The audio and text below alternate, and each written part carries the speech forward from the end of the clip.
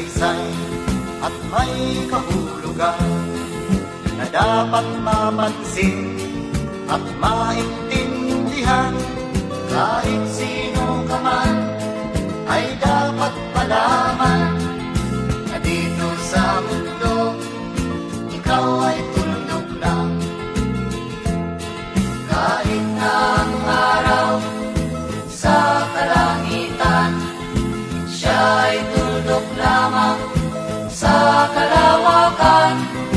Lahat ng bagay ay tuldok ang pinanggalingan, at kung masdang mabuti, tuldok ang uuwian.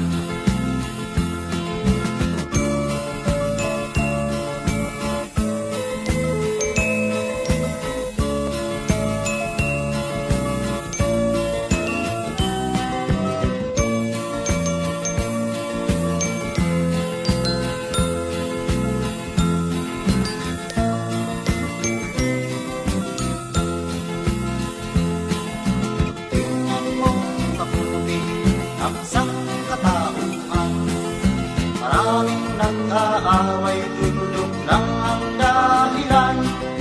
Sa aking nakita, ako'y natawa lang. Pagkat ang nangyayari, malaking kalibangan.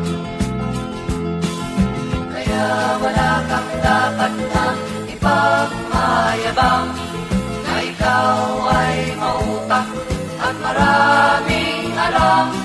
Dahil kung susuriin at ating